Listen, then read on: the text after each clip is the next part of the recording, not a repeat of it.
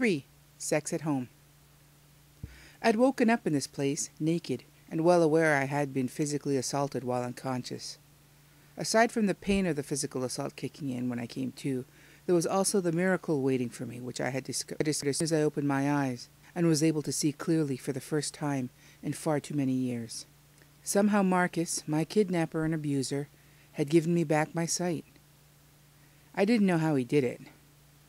All I knew was I was able to see again because of something he had done to me.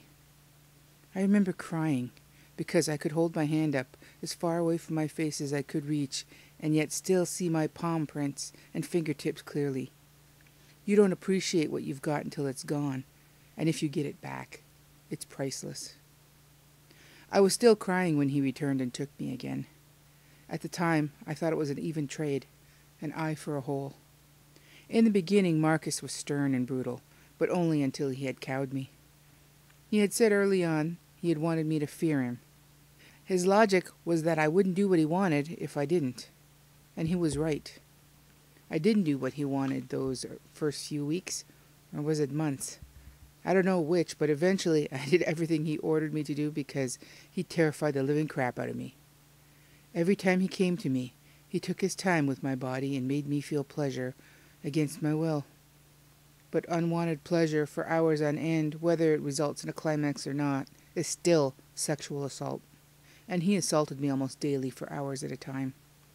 At least it seemed like that, but I couldn't tell the passage of time because there was no access to daylight or a clock to mark it. The only thing that marked it for me was the meals that arrived in the dumbwaiter on what I assumed were a regular basis. At first I was hungry all the time because he had me on a strict diet, but eventually my stomach shrunk and my habit of comfort eating was broken. Soon it came down to either having sex or working out in the weight room or running on the treadmill. I took the physical workout and the weight dropped off me. I wheezed when I first tried to walk on the treadmill. Walk, not run. I thought I was going to die of a heart attack. 10 minutes to walk a mile, I was ordered. I couldn't do it. I was crawling on the treadmill when my time ran out. Marcus set out my daily goals, and if I didn't reach him, it didn't matter if I was legitimately exhausted or not. I was sexed. Consequence sex. Punishment sex. After the first time he'd taken care not to tear me again, but when it was this kind of sex, I just endured until he got his rocks off. The more weight that dropped off me, the nicer he got. There were also fewer consequences and more rewards. If I reached the goal for the day, I was given a kind word and a smile, a pat on the head, as if I were a good little puppy who'd piddled on the newspaper for the first time and not on the floor.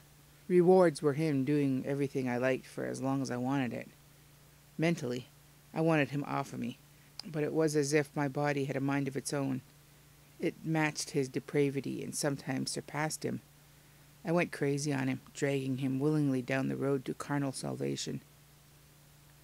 He might have been 6'4" and a solid 240 pounds, but there wasn't a scrap of fat on him. He had proven that even when I was twice my size, he could toss me around like a plushie. He had also shown me that he could gently pet me like a little kitten and make me purr. He was a massive contradiction that confused me, keeping me off balance. When I complained about it, he just smiled his Mona Lisa smile and said, "Good.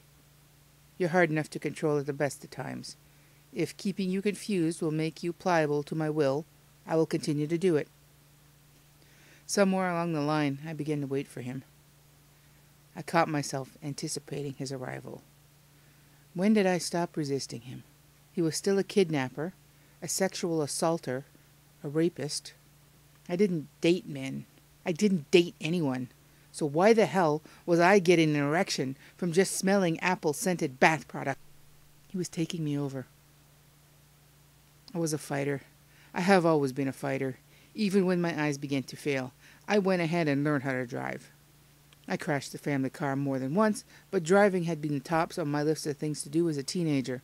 It had been the most important thing I wanted to experience before I went completely into the darkness of blindness. Fear was always there in the background, but I had never let it run my life, ruin my life.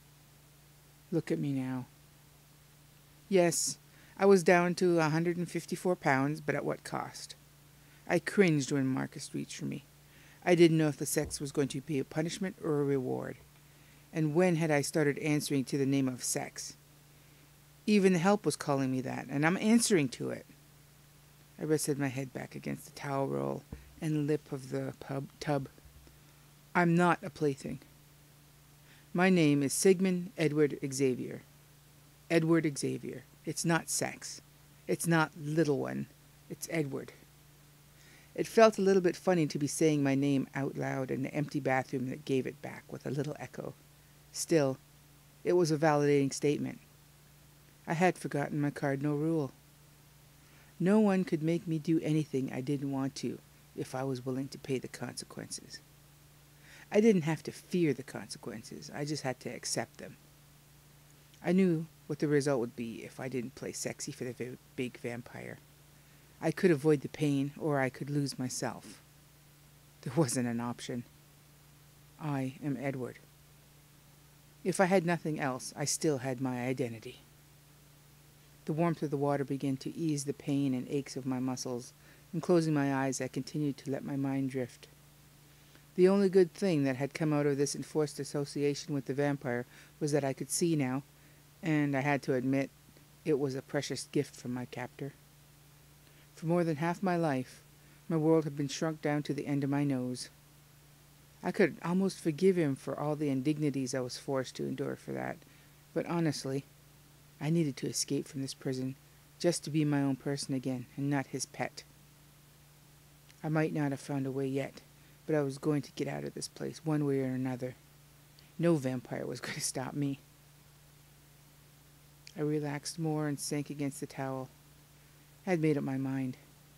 Marcus had gotten as far with me as he was going to get.